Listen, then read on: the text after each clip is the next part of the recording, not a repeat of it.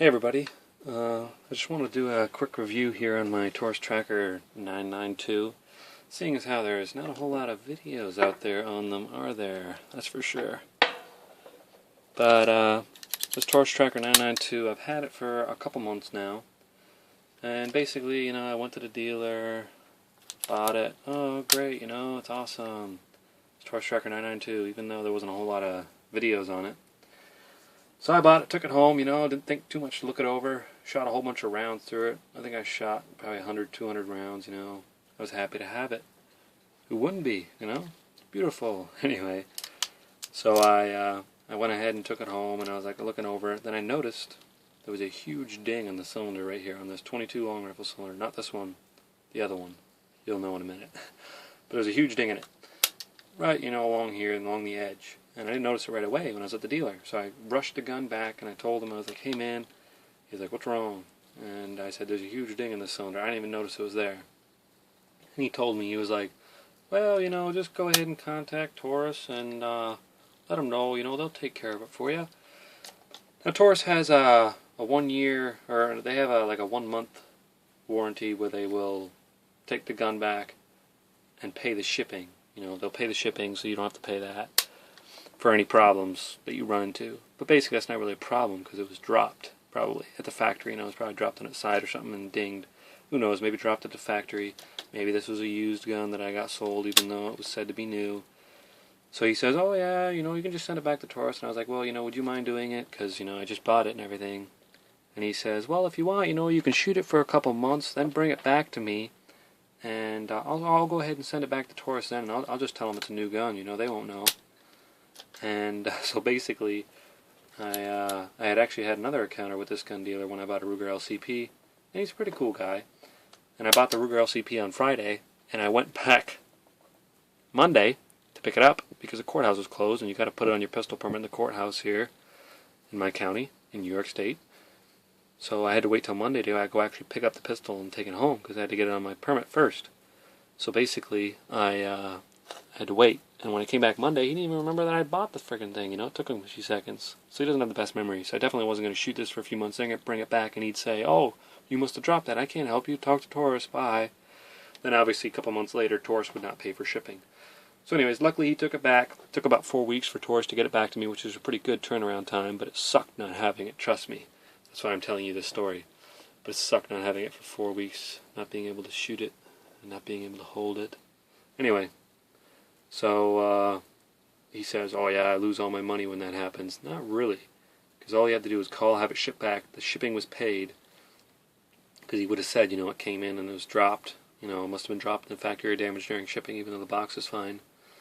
And they pay shipping, so he wouldn't have lost any money like he was telling me, anyway.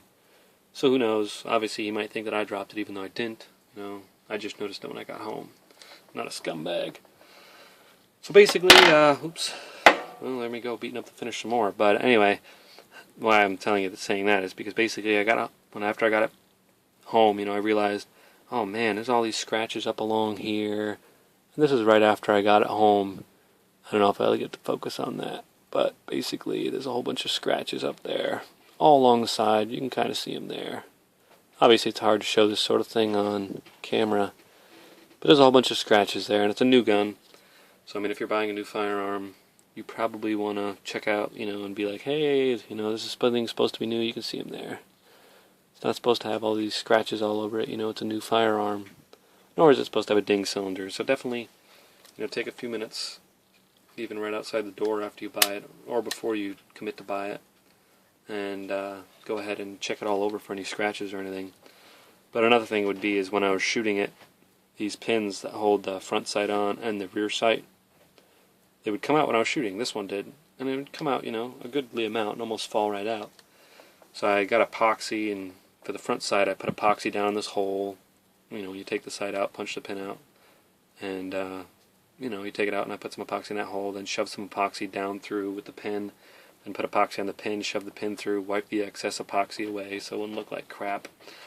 And then basically I did the same thing for the rear sight, but I did not take the rear sight all the way out. I didn't take this screw out, the elevation screw. I just took the pin out and held this sucker down because it's trying to come up. And I just got epoxy on the pin, shoved some epoxy through the hole, because I still want to be able to adjust it for elevation, the rear sight here, and then put it through and whipped away the excess, and now there's no more side. I mean, you could literally grab this and go side to side, side to side, grab this front sight and just wiggle it all around. I mean, they should really do something about that. There was some, looked like there was some remnants of glue from the factory under the front sight, but definitely, there was not enough there to solve the problem. So that should probably be something that shouldn't get by the factory. Nor should it look like somebody rubbed it all over metal with these huge scrapes from the factory. But I mean, those could be, worked out if I cared that much. But I mean, it shouldn't have come that way. And the other thing I noticed that happened after I got it was right here on the side of the frame, you can see there's like a notch there. That's because when the hammer comes down, it is notching out, kind of cutting out the side of the frame there. You can see on the side of the hammer, you can see the mark from it coming down. So I mean, that's because the hammer is a little loose when it comes down. It's kind of hitting the side of the frame, notching it out. So I mean, it's something I noticed obviously after it had already happened. But I noticed on a 500 Smith & Wesson Magnum somebody was selling. It had notches on both sides from where the hammer was hitting on both sides. And also you can see the paint around here that just chips right off the white outline. That doesn't really stay there. So there's that. And I mean, it's obviously single action, and it's also double action. And when I want to dry fire it, I will just put some empties in here. Obviously you want to make sure they're empty. Grab them out of your empty container, because I save all my 22 brass. And put them in here, and then you can dry fire it, and not have to worry about damage. But I mean, you could rotate them every time, so you hit a new place every time. Because my brother actually has a H&R 999, and his one, there's actually, obviously it's not a Taurus, but on his one there's actually marks all the way around the cylinder from people dry firing it. Because it has one, the firing pin, he said, comes so far forward it actually hits the cylinder. But on this one, and I don't know if I'm going to be able to show it. I guess I will be able to. Yeah, you can see right down there in the gap between the cylinder, you can see it comes down. But I guess you can't really see here, but if I angle it this way a little bit, I can see it does not come all the way down to the face of the cylinder. But it'll help prevent damage if you rotate them every time, that way. It's not just coming down and bottoming out like it would with nothing under there, because obviously once it crushes it once, it's not going to keep crushing it more in the same spot once you go all the way around. But I mean, so you can dry fire it a little bit there if you really want to. But anyways, it's pretty cool. And one thing, this is the new 22 long rifle cylinder that basically came with it, because they replaced it after I had to wait 4 weeks. And basically you can see, 22 long rifle, but this is how the original one would have looked. This is a 22 Magnum cylinder, because it's convertible, 22 long rifle, 22 Magnum, a 992. The 990, I believe, is just 22 long rifle. But I wanted the capabilities of 22 Magnum. I had to pay, I think, $550 out the door for it. So basically it has a serial number actually written under here as well. But this one doesn't have that anymore, the 22 long rifle one, because that's the one that had the huge ding in it. So basically, it's kind of, I don't know, maybe lost some value because it doesn't have the original 22 long rifle cylinder. Not that it's worth that much anyway, I guess. But as you can see, it's a 992 there, and I think I think it was about $550. So I mean, like I said, the sights were loose, notches out the side of the hammer here. And I mean, like I said, the cylinder ding, and it was scratched when I got it. So I mean, these are things you could look out for. And I mean, you might not be able to see them, but I mean, there's just scratches. Yeah, you can see them there. Those were already there when I got it. I mean, it's a new gun. So anyway, it's just something you can look out for. And might have just been because my one was used or something. Might not be Taurus's fault, but anyway, luckily it didn't come back more damage from the factory after they changed that cylinder. So anyways, there's, I guess, that whole me crying about that portion of the story. I mean, nobody made me take it. I mean, I was just stupid not looking it over, which you shouldn't be. But anyway, this is the grip that comes with it. It's a gripper grip. Some people actually like this, but I hate it. I mean, you might really like it. So I bought the Hogue grip for it, and I really like it, even though my hands are really big, I like the Hogue grip. It fits my hand pretty good, and it's comfortable, with the finger grooves. And before I forget, I've got actually all my boxes here of brass that I've saved. All my empties, including the 22 Magnum. There's not too many of those. I think I've only bought 250 round boxes of those, because it's obviously wicked expensive. I had to buy these smaller ones because my Walmart was out of all of the bigger boxes. But you can see these are all full up with empties. And here's a 550 box. This one ain't quite full of empties yet. But I think I have another 550 box that I've shot through. So I mean, I've definitely fired through probably close to 2,000 rounds through it, and no problems yet. I know one guy, I think I'd read on a forum, he was like, oh, I took this side plate off and there was metal shavings in there. When I got it, obviously I was curious, and I was changing this grip anyway, so I took this side plate off. Definitely want to make sure you snug these screws up and keep an eye on them, especially this one. This one can't fall out because of the grip, but this one could fall out, and then you'd lose it and have to maybe contact Taurus to get another one. So I undid these screws here and got the side plate off and looked in there. It all looks really nice, Looks like quality to me. And obviously I'm not a gunsmith, but you can tell something just looks like junk. So I, sprayed some oil in there, made it all nice, lubricated. And after these thousands of rounds, I fired 1,000 or two. I took the side plate off, looked in there, and there's no metal shavings or anything like that. His ones might have been in there from the factory, who knows? Or maybe his one was just a piece of junk, Every once in a while you might have a problem, where something goes wrong, like with everything else. It's not necessarily the manufacturer's fault, Anyways, so basically here are the Speedloaders, which I'm sure you've been wondering about. Maybe that's why you even picked on the video. Oh, he's got Speedloaders for his 992. Well, basically, this is the package they come in. As you can see, this one's unopened because I ordered 4 altogether. This one is the 22HR. I got it on Midway USA and it was on sale. And basically, the 22HR you can see here, 22 long rifle, and it's the H&R 9-shot or Taurus 94. It doesn't list the Taurus 992. But I had to take the leap to buy it to find out if they work. And I figured if they didn't work, I could give them to my brother who has the Taurus 99, Taurus. He has an H&R, like I said I think earlier, 9-shot. Break open. So I figured, well, he'll just get 4 Speedloaders for free if they don't work for me. Anyway, so I figured, well, hey, why not take the chance, and see if that'll work? Because it'd be pretty cool. Handy to have Speedloaders, right? So basically, the HR, I think it's called, the Taurus 94, my bad. The other Taurus one, the 94, it's the early one. I think it has a smaller pattern because it does not have the capability of 22 Magnum, because the 22 Magnum is a little bit larger in diameter as well. And obviously it's longer. But with this being larger in diameter, this pattern is larger than the 94. That way the firing pin comes down and hits the rim in the right space. So these are spaced out further so that you can shoot 22 Magnum and 22 long rifle. Kind of makes sense. So it's a bigger pattern than the 94, slightly. But, this is hard to do because my table's so close here. But you can see these all kind of sink in, they're loose in there. They kind of all close in. But if you grab it and you go like this, you can do it easier when it's upright.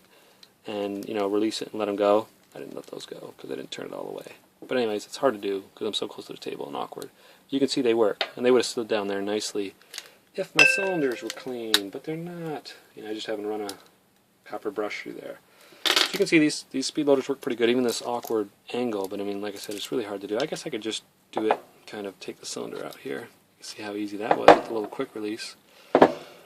Like I said, it doesn't need to be in the gun. It's not really any more awkward. But you can just kind of wiggle them around like that and hit the release button, and you can see they all topple right in there if my cylinders are cleaned.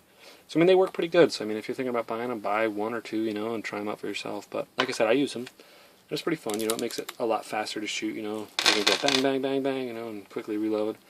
So it's kind of fun. See how fast you can do it. You can see it's really simple. You just push this button here to quick change the cylinder, lift up on the cylinder a little bit.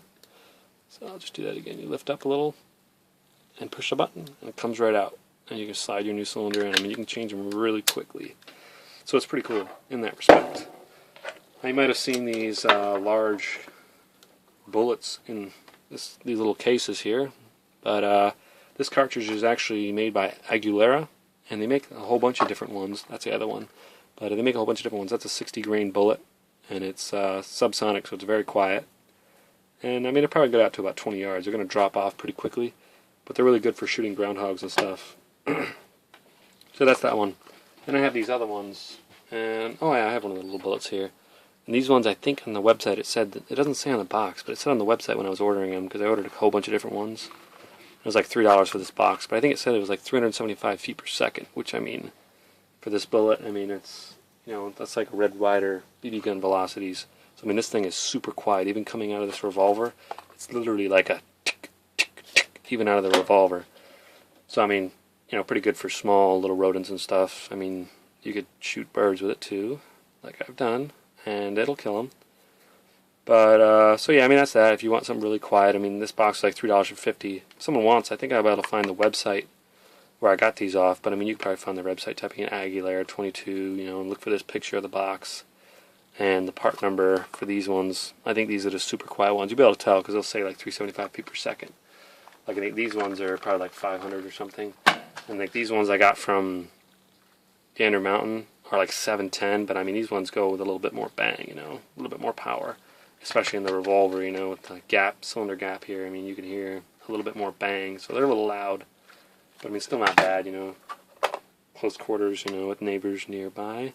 But I actually noticed a funny thing, that the 17 HMR will actually go down this 22 Magnum chambers here. So technically you can fire 3 rounds with this thing, you know, 22 long rifle, 22 Magnum, 17 HMR. I mean, it fits down there. It's the same diameter as the 22 Magnum, but obviously it would not be accurate. And I mean, I don't think it would cause any damage or anything. But I mean, if you want to try that, let me know how that works with 17 HMR and your 22 Magnum cylinder for accuracy. But obviously it's a bottleneck. I mean, so it's not going to go down the barrel and be accurate. It's 17 caliber anyway.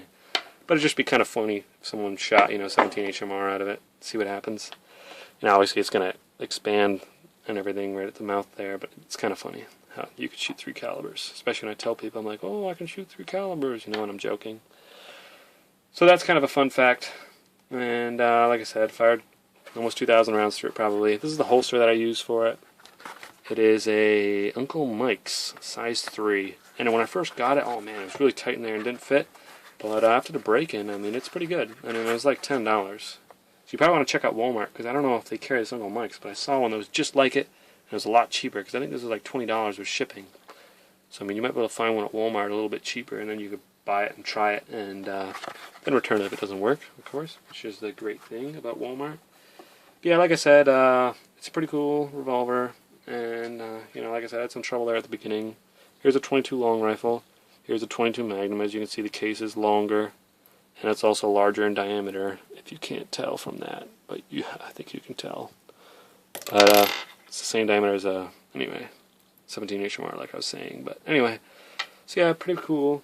I like shooting the 22 Magnum. I have 9 plates set up. It was an old grater blade, and I cut it into 9 little pieces. They're about 4 by 4 inch. And I shoot them about 20 yards away, double action, and I mean, I can hit at the plates, double action. I like shooting double action. It's pretty cool. So, I mean, I can hit them pretty good. I recommend you do something like that, because it's just fun shooting the steel plates, and you can tell if you hit them, you know, and you can hear it. So it's pretty awesome. I mean, like I said, I ran into some trouble in the beginning with this revolver, but I mean, other than that, I haven't had any problems. But I mean, I just recommend you check over, you know, if it's a new gun. I mean, obviously I should have. I was stupid not to. And also the ding on the cylinder, you know. You can see the cylinder's kind of loose here, but when she's locked back, ready to shoot, she's tight. You can see there, see? No play there, so bullets are not going to get shaved off.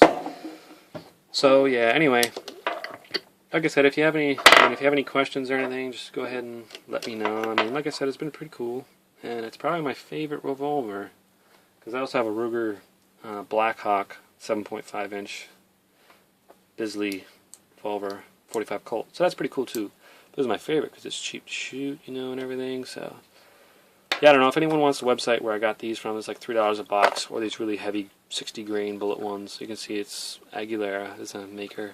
It's like $3 a box, but then you have to pay shipping. So I ordered like 3 boxes each to save, you know, for me from having to buy more. If anyone wants to know those, just let me know. But anyway, yeah, if you're watching this and maybe you buy a 992 after watching this and shoot a couple thousand rounds or whatever, let me know how yours does. I'm gonna keep shooting mine, I know. And trust me, you can probably tell by all these boxes. These are full of empties. How much I shoot it, and I'm going to continue to shoot it. So if I run into any problems, I will probably make another video. Possibly take this one down if it really messes me over, you know. So yeah, that's pretty much it. I mean, it's an awesome revolver, and I like it. Speedloaders work pretty good, like I said, so you could definitely check those out and buy them. And yeah, if you have any questions, let me know. Have a good Christmas. See you guys later.